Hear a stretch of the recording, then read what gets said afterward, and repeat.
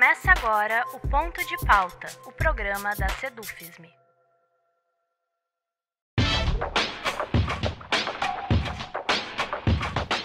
– 2022 está chegando ao fim, como mais um ano no qual o Brasil precisou enfrentar uma série de desafios. Obviamente, não foi diferente para a categoria docente. Para citar apenas dois exemplos. 2022 foi o ano de retorno às atividades presenciais na UFSM, depois de 2 anos de pandemia em que o ensino foi remoto. Assim como também foi um ano de severos cortes orçamentários na educação. É sobre esse ano de 2022 que o nosso ponto de pauta vai falar hoje. Para tanto, temos como convidado o presidente da Sedufisme, no biênio 2020-2022, agora reeleito para o biênio 2022-2024, professor Assísio Pereira. Eu sou Fritz Nunes e o nosso ponto de pauta de hoje é o balanço de 2022.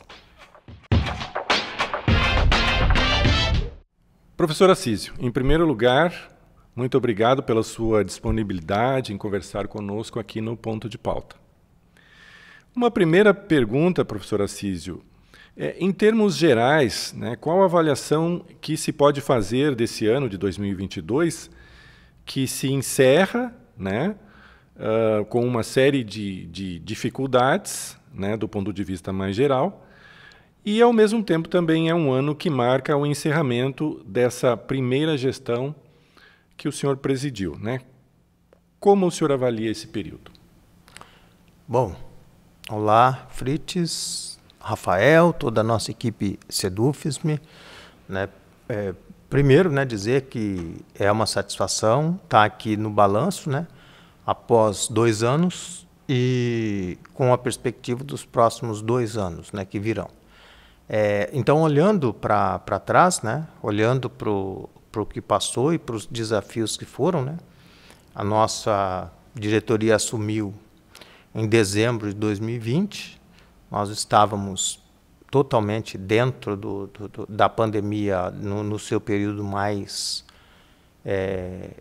difícil, no período em que a gente não tinha vacina, no período em que o número de mortes era altíssimo, o risco das pessoas morrerem por várias razões, uma delas até pelo limite dos leitos hospitalares, era muito grande. E dentro dessa perspectiva, nós nos mantivemos em trabalho remoto e na universidade também, e isso foi um desafio que foi para o trabalho na universidade e um desafio que foi para a gestão na Sedufisme. Então, a gente optou, naquele momento, que foi o que era possível, dentro do trabalho online, o trabalho de pensar a pandemia, pensar o trabalho, pensar a situação docente dentro dessa perspectiva, ou seja, da perspectiva das coisas online. E aí, a gente fez, vocês estão bem lembrados, a gente fez várias lives, com pessoas convidadas, daqui, do estado, de fora do estado. Foram discussões fundamentais, e era a condição que a gente tinha naquele momento.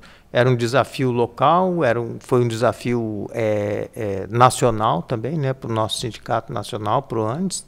E assim a gente seguiu, até que a gente retornou. Retornou em 2022 para o trabalho presencial. Agora, é interessante colocar, eu penso, que a gente voltou para o trabalho presencial, mas não tivemos o fim da pandemia, como, infelizmente, ainda não tivemos o fim da pandemia. O Brasil entra com as vacinas em janeiro de 2021, se não estou enganado, final de janeiro de 2021, e a gente tem todo um movimento de vacinação que, entretanto, ele sofreu um boicote por parte de uma visão negacionista, de um governo negacionista, aonde o negacionismo está no método desse governo que está saindo, felizmente, e essa perspectiva de negar a vacina, como de negar a ciência, como de negar o trabalho das universidades, tudo isso impactou a todo mundo. e também nos impactou no trabalho, né, sindical. Nós retornamos em abril, ainda num período, né, que a gente não estava com as doses de vacina. E isso foi um desafio muito grande. E o retorno, eu me lembro bem que a primeira semana do ano de 2022, quando retornaram as aulas, dia 9, 10 e 11 de abril, a gente esteve no campus, presente. Nós distribuímos em torno de 5.000 máscaras, né, para a comunidade acadêmica, entre docentes, técnicos e estudantes, né, sobretudo os estudantes que passaram em grande quantidade, né, estudantes que estavam começando o primeiro semestre, estudantes que curiosamente estavam na universidade já há quase 2 anos e que não tinham tido aula presencial, né. Esse foi um fenômeno que ocorreu, né, por conta dessa a pandemia mais intensa. E aí todo esse movimento e todo esse desafio, ele começa a ganhar um outro corpo, né, na minha avaliação, quando a gente retorna ao presencial. Esse corpo, seja do ponto de vista do movimento físico, político, onde a gente começa a estar significativamente nas ruas, a gente tinha estado até em atos, né, nas ruas antes, mas eles se intensificam a partir do momento do primeiro semestre de 2022, os atos articulados, né, junto com os outros sindicatos ligados à universidade, de docentes, o nosso, dos docentes, dos técnicos e técnicas, né, os dois, e também os estudantes, né, o DCE e a APG. E aí também a nossa relação com os outros sindicatos, né, o sindicato, o CEPERS, o sindicato dos docentes do município, e outros sindicatos de servidores, né, que incorporaram, juntamente com movimentos sociais, com partidos políticos diversificados, toda essa luta. E esse desafio ele ganha um corpo melhor, na minha avaliação, a partir do momento que a gente tem essa presencialidade. O contato também, observando, ele fez bem para nós e fez bem também para o conjunto, né, das pessoas que participavam, até do ponto de vista do ânimo psicológico das pessoas. E eu penso que uma coisa fundamental, né, o fato de nós termos acesso às vacinas é uma coisa que a gente não pode se esquecer. De todo o movimento que foi da sociedade civil brasileira, e porque, evidentemente, o governo federal não fez uma única, sequer, campanha pela vacinação. Ao contrário, o discurso foi de desestimular, por conta do mandatário maior do Palácio do Planalto, e todo o seu grupo militante, né, pelo país, e articulado, é muito bom dizer, com o movimento internacional anti-vacina. Esse é um ponto muito importante. Então a gente não enfrentou, a sociedade brasileira, ela não enfrentou coisa pequena, muito pelo contrário. Ela enfrentou coisa com muito poder econômico, com muito poder de estrutura e com determinação, né? Tanto é que nós estamos vendo os números, né? Não são só as vacinas de Covid que foram, que muitas pessoas não tomaram. Muitas pessoas não estão levando as crianças para a vacina de prevenção à poliomielite, coisa que o Brasil tinha erradicado no ano de 1989. Então, esse negacionismo todo foi muito pesado, e ir para a rua e enfrentar tudo isso com um desafio sindical gigantesco, penso que foi um desafio bem cumprido por nós, considerando todos os limites que tivemos. Professor Assísio, com certeza esse retorno à presencialidade, né, mesmo com a questão já da vacinação da comunidade universitária, certamente foi um dos maiores desafios, né, de 2022. Mas se soma, né, a isso a questão, por exemplo, dos cortes orçamentários, né? Por exemplo, na metade do ano, o governo fez um bloqueio, né, que na prática significa um corte, porque até hoje não foi reposto, o valor de 9,3 milhões de reais. Né? E agora, né, quando nós estamos aqui discutindo, fazendo esse balanço, já se tem a sombra, né, de um outro bloqueio que ameaçam bolsas e entre outras questões da universidade. Esse bloqueio, esses cortes, eles vêm justamente num ano em que a comunidade está retornando à presencialidade e que, na verdade, exigiria mais investimentos, né, por parte do governo federal. Então, como é que o senhor avalia essa situação? Olha, tudo isso foi e continua sendo muito trágico, e com o anúncio e o estudo, né, isso não é a minha opinião, isso são as notícias, né, da mídia, de toda a mídia nacional, um canetaço para prejudicar o início do próximo governo. Aí, nesse canetaço, pode estar, por exemplo, inviabilizar que as universidades federais consigam pagar a conta de energia elétrica, consigam pagar a conta de água referentes ao mês de dezembro, né? A lembrar a nossa memória, esse governo, antes de ser governo, qual que era um lema central dito pelo presidente, que na época não era presidente ainda? Tem que acabar com tudo isso que está aí. Então, esse é um governo que tem no seu método a destruição. E tem nas universidades a visão de que as universidades são inimigas do governo. Então, esse é um ponto fundamental. Então, quando esse governo faz toda essa barbárie de cortes, né, só para o ano de 2022, né, toda essa destruição do fundamental aí, porque o que prejudica? Prejudica o trabalho na universidade imediatamente, né? Porque você prejudica, por exemplo, quando você tem que reduzir o número de bolsas de pesquisadores e pesquisadoras, né? Mestrandos, doutorandos, que precisam e vivem dessa bolsa para realizar seus trabalhos. Então, quando você reduz isso, você reduz efetivamente a capacidade de trabalho e desenvolvimento da pós-graduação. Ao interferir no orçamento, ele interfere diretamente nos projetos de ensino, que é a universidade atuando diretamente com escolas, com setores diversificados da sociedade. Então, você reduz a possibilidade de que um professor ou professora consiga se deslocar com um carro da universidade, por exemplo, para desenvolver um projeto, seja de ensino ou, eventualmente, um projeto de extensão dentro da comunidade. Então, prejudica o trabalho dos docentes, prejudica o trabalho dos técnicos, prejudica o trabalho dos estudantes.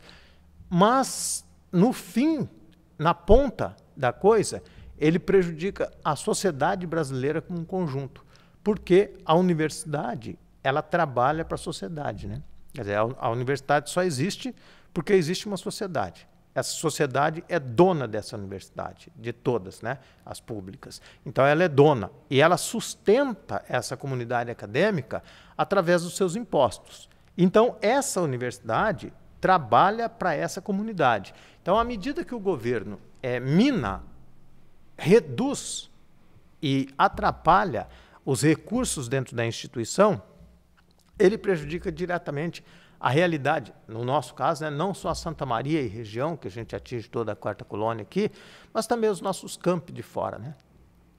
Cachoeira do Sul, Palmeira das Missões, Frederico Westphalen. Quer dizer, esse prejuízo, né, ele vai diretamente na forma de serviço. E também é muito importante dizer que quando o governo tira dinheiro de investimento dentro da instituição, através dos cortes, ele faz com que, por exemplo, um laboratório de química, vamos pegar um exemplo aí, ele compra os seus reagentes, os seus produtos aonde? No comércio de Santa Maria.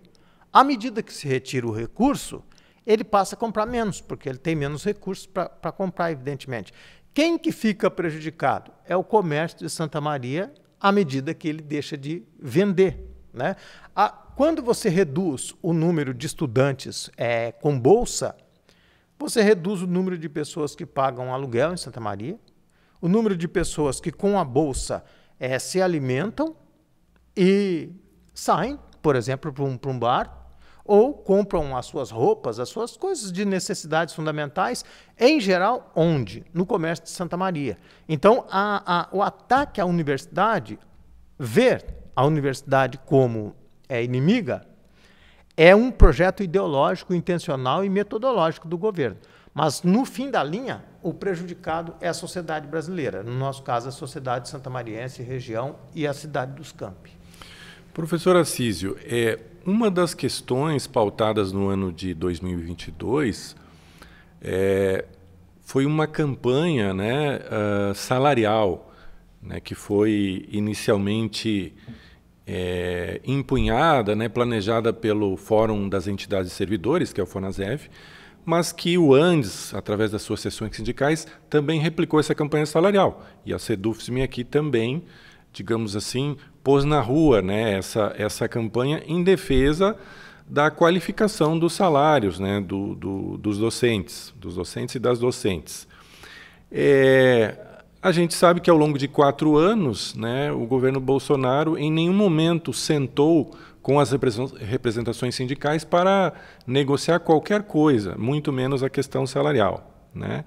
Então fica um passivo aí de 4 anos ou mais de 4 anos para o novo governo que assume em 1º de janeiro de 2023. Entretanto, a gente sabe que esse governo está tendo dificuldades até mesmo, né, de garantir recursos para questões básicas como o Auxílio Brasil, né, que vai voltar a se chamar Bolsa Família, e tantas outras coisas básicas, recursos para a saúde, vacinas, que não tem. Então, como é que se avalia essa questão especificamente do salário, né, e como trabalhar isso ao longo de 2023 com esses limites também da própria questão orçamentária do governo que entra?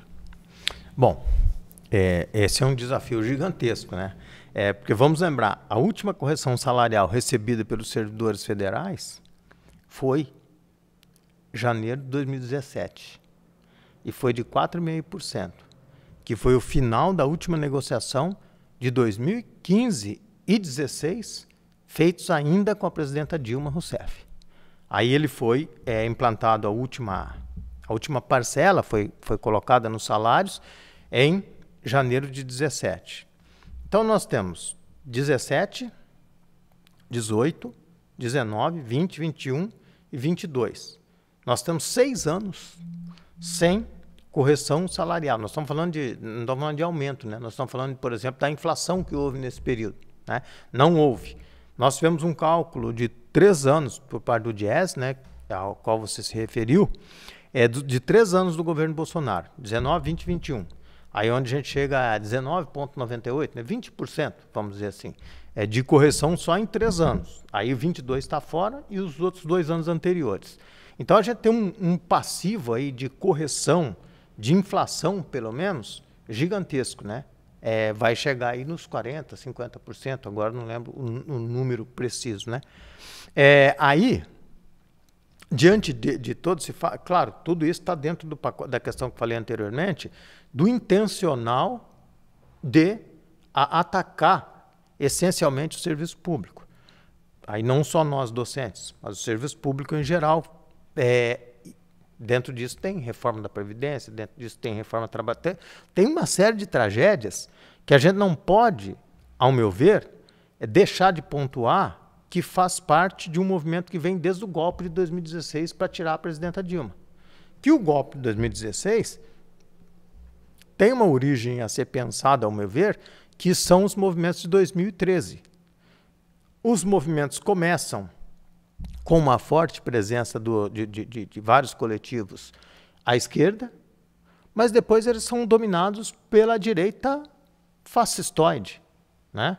E essa análise não é minha, né? É só procurar aí a professora Marilena Chauí, que ela tem essa análise e outros tantos têm essa análise, né? E esse movimento fascistoide, ele domina esse movimento, e depois nós temos, nesse contexto, a eleição complexa de 2014, aquele segundo turno dificílimo entre Dilma e Aécio, que termina com uma vitória da Dilma Rousseff por 3 milhões de votos de diferença.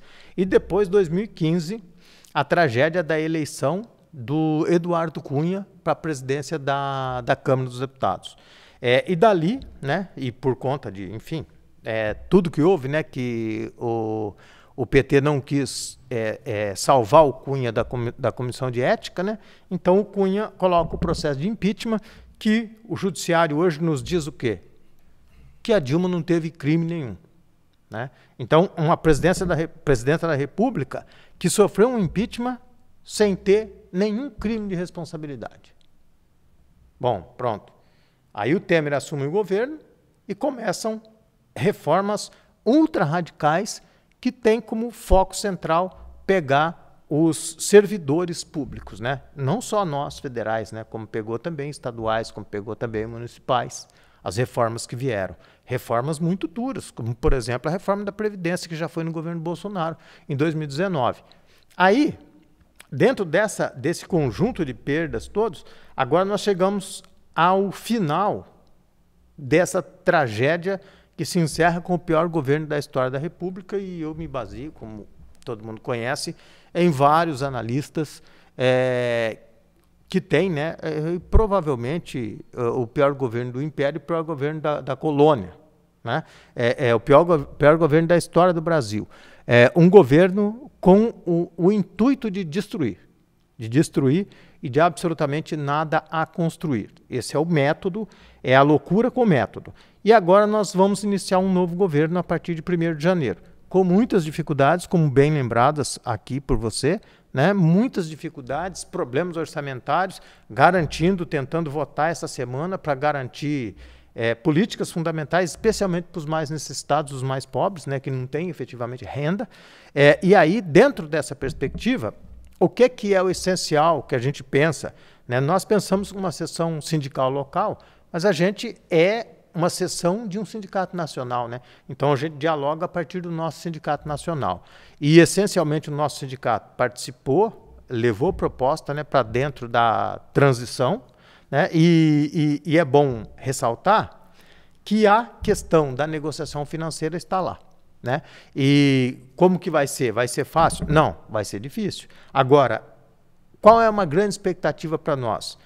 É que agora a gente tem um governo que abrirá, assim esperamos, as portas para dialogar a partir de propostas efetivas, né? Só para citar, para além das propostas salariais, uma questão fundamental que o Andes já entregou ao governo na transição, novo governo na transição, é o fim da lista tríplice para reitora nas instituições federais.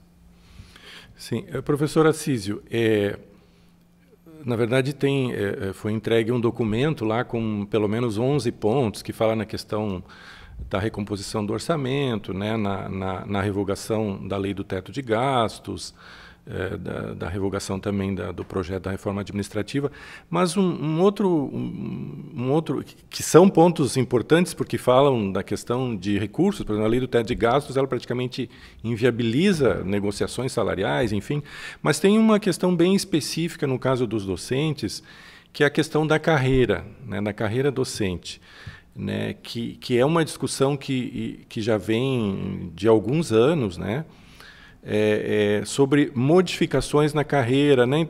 Como é que a diretoria da SEDUFESM está vendo essa questão? Como pretende discutir isso, né, nesse contexto de um novo governo, com esses limites, né, que se sabe na questão orçamentária? E também porque, e aí também uma avaliação sua nesse sentido, como é que o senhor avalia a possibilidade de estabelecer uma boa relação em relação a essa questão do salário, em relação à questão da carreira? Porque uma das questões polêmicas, digamos assim, que permeia esse debate da carreira é que algumas alterações foram feitas ainda, né, por exemplo, no governo da presidente Dilma. Teve a greve de 2012, que até o professor Assísio fazia parte do comando de greve. Então, tem esse passivo ainda na questão da carreira desde esse período. Então, como é que analisa, né, essa possibilidade de negociação ao longo do próximo período? Desafios gigantescos, né? A gente tem... acho que você citou ali, no final da tua questão, o plano de carreira implementado em 2012. Né? Final de 2012, implementado em 2013 na prática. Né? A lei foi assinada no final de 2012. Né? Hoje a gente tem, por exemplo, colegas que entraram a partir de fevereiro de 2013 na carreira, eles têm como referência para aposentadoria o teto do INSS. né? Para se dizer uma coisa, o quanto ela é complexa, né? Então, dentro da carreira, eu penso que, no geral, o Andes tem que colocar na mesa a carreira existente e tem que reabrir os grandes problemas que tem na carreira. Porque o que aconteceu?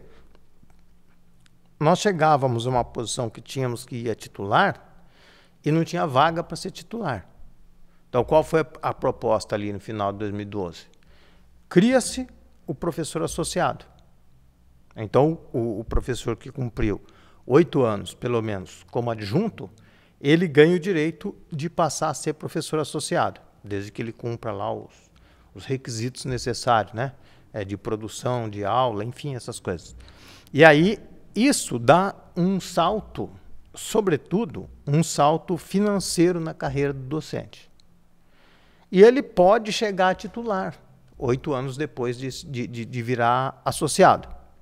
Pois bem, aí nós temos alguns problemas a ser considerados. Por exemplo, um professor ou professora que inicia sua carreira aqui na instituição, e que isso está cada vez mais comum, ali pelos 30 e pouquinho. Na prática, se ele cumpriu todos esses 16 anos, 8 de adjunto, 8 de associado, ele chega 50, um pouquinho mais de 50, em alguns casos um pouquinho abaixo de 50, ele chega a titular. E do titular ele não tem nenhuma mobilidade mais, né? Porque titular é titular, não existe titular 1, 2, 3, né? Ou 4. Então, ele está estagnado. Ou ele tem uma correção salarial de movimento grevista ou de negociação, por exemplo, ou ele não tem. Ele está estagnado naquela posição dele. Quando você sobe dentro da carreira, você vai tendo, né, os pontos de diferença salarial.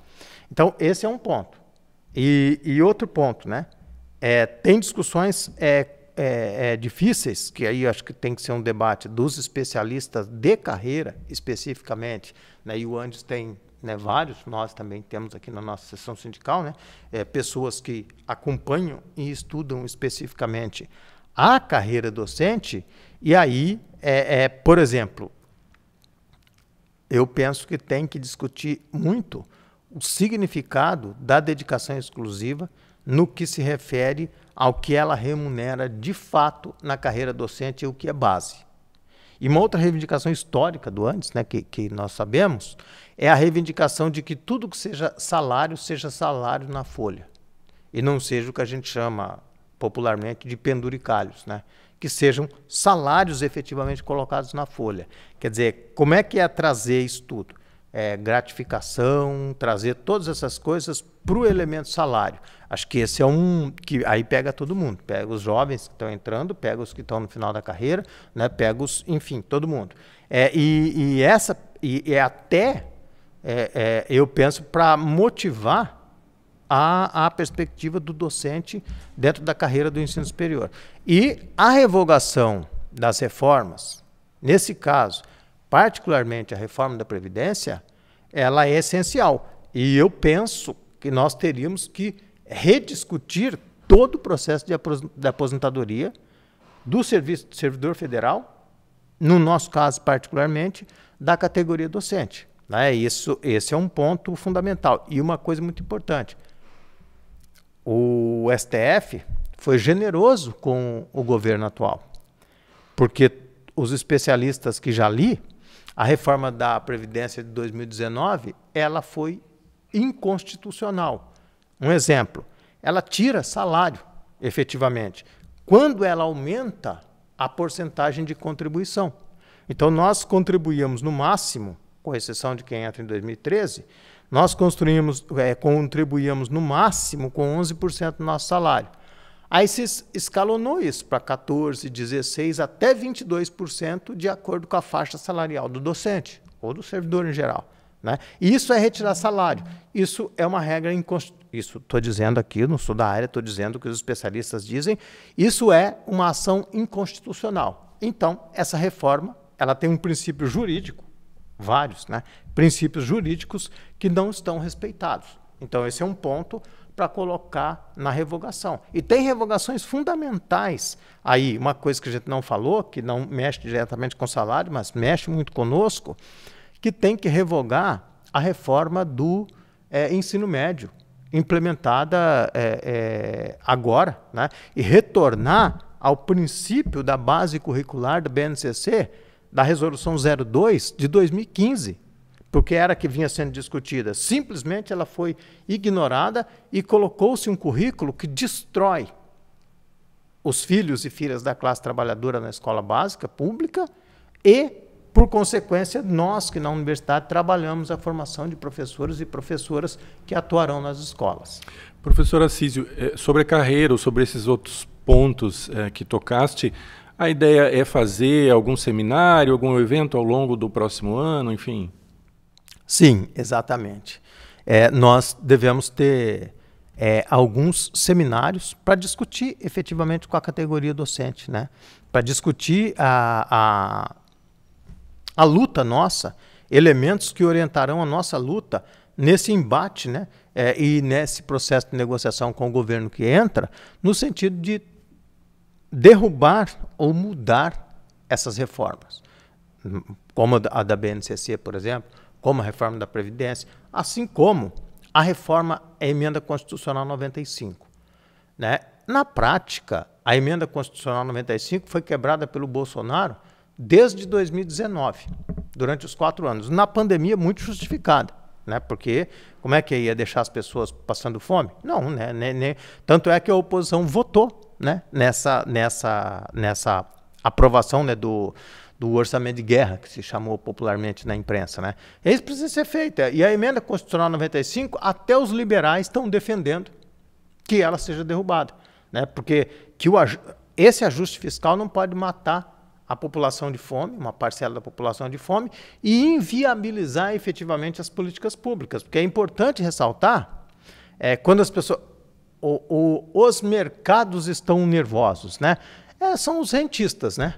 Que não querem o fim da emenda constitucional 95, porque eles remuneram os muito ricos da sociedade que fazem especulação financeira.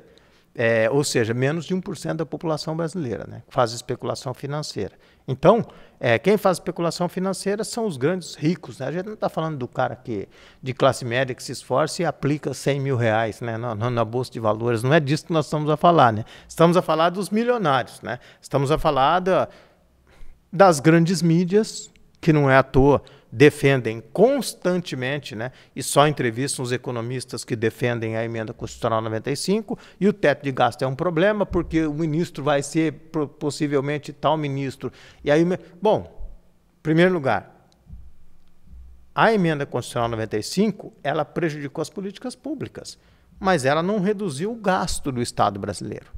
Ela só deslocou o gasto, tirou mais dinheiro das políticas públicas e de assistência social para colocar no rentismo. Então, essa questão tem que ser enfrentada.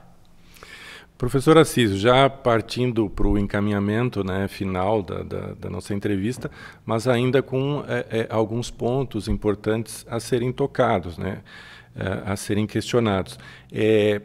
Como é que a diretoria, né, e o senhor enquanto presidente, está vislumbrando, digamos assim, algumas tarefas para 2023, né? Para além dessa questão que já foi tocado, né, todo esse debate em relação a rever reformas, né, questão orçamentária, questão salarial, internamente, né, na universidade, como é que vocês estão vislumbrando, por exemplo, a questão da relação da SEDUFISM com os docentes dos campi?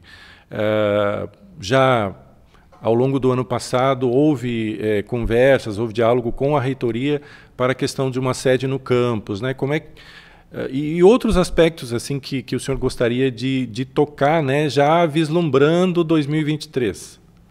Bom, em relação aos campi, os outros 3, né, Cachoeira, Palmeira e Frederico, nós conseguimos ir pouco a partir da volta do presencial. Nós fomos uma vez em cada camp, né? Então, penso que o nosso cronograma deve intensificar a nossa ida.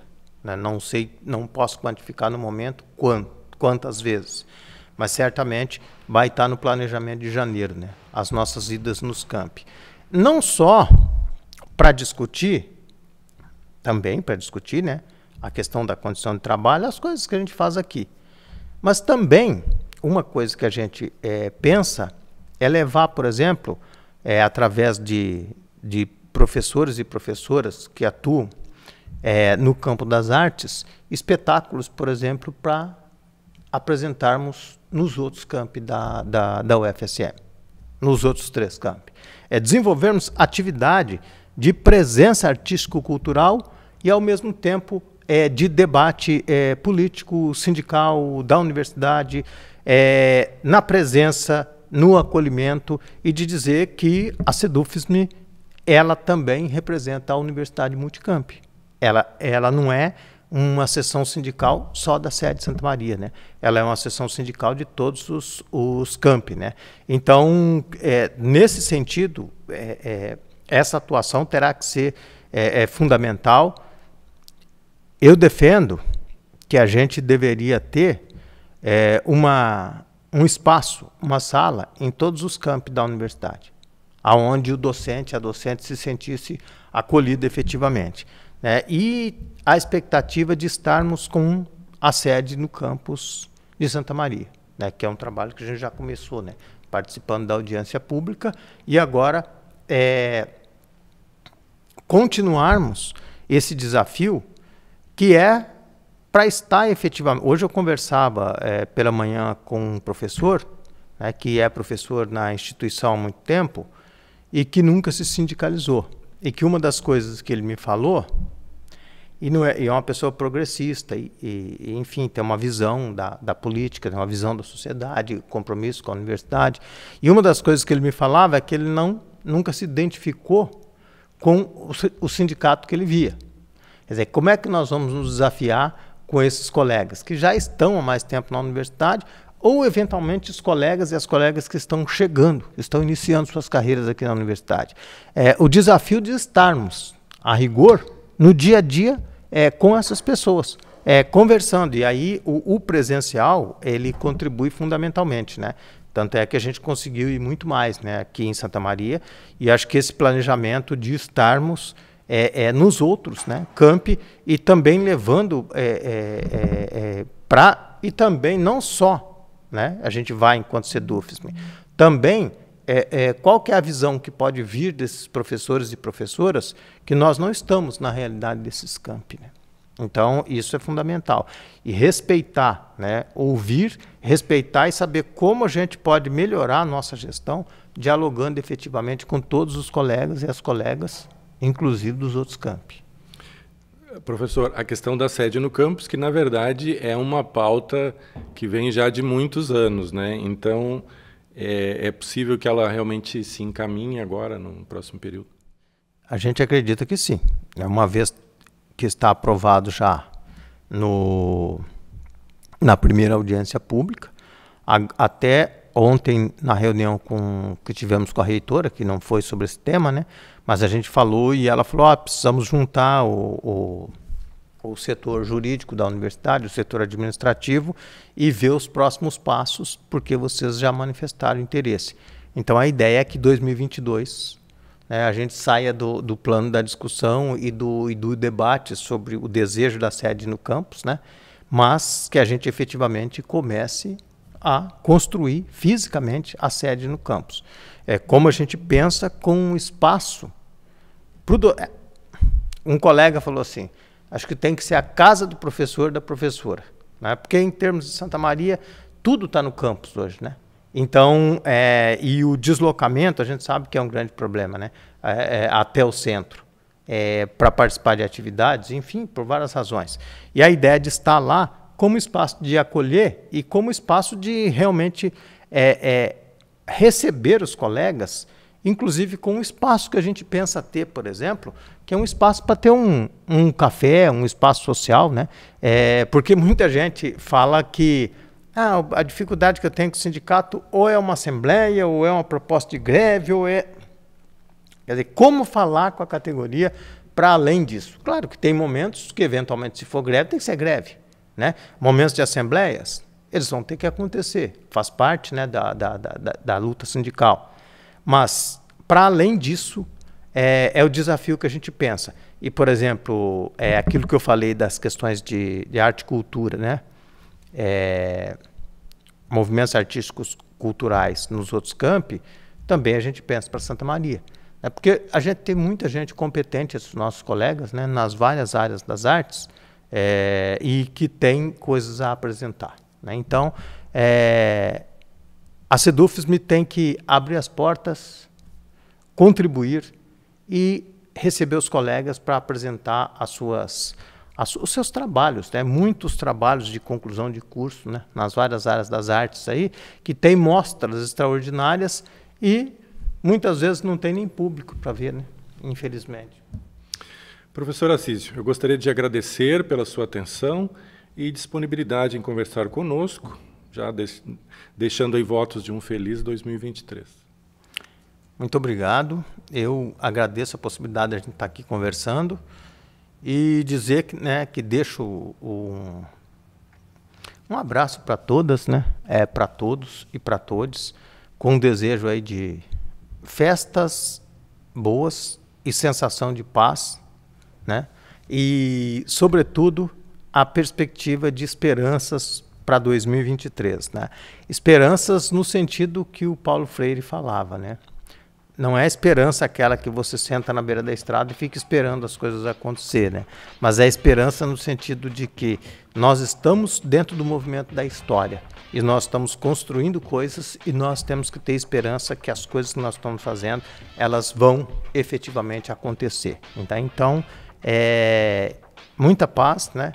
E uma nova saúde mental e física docente para todas e todos nós, né, e que 2023 seja de afirmação e pelo fim do negacionismo. Assim, nós encerramos aqui o nosso ponto de pauta de hoje, que contou com a presença do presidente da Sedufism no biênio 2020-2022 e agora reeleito para o biênio 2022-2024, professor Assísio Pereira. Essa edição do Ponto de Pauta, como de costume, estará disponível em vídeo e podcast nas nossas redes sociais e no nosso site. O endereço do site é www.sedufism.org.br. Obrigado pela audiência e até a próxima.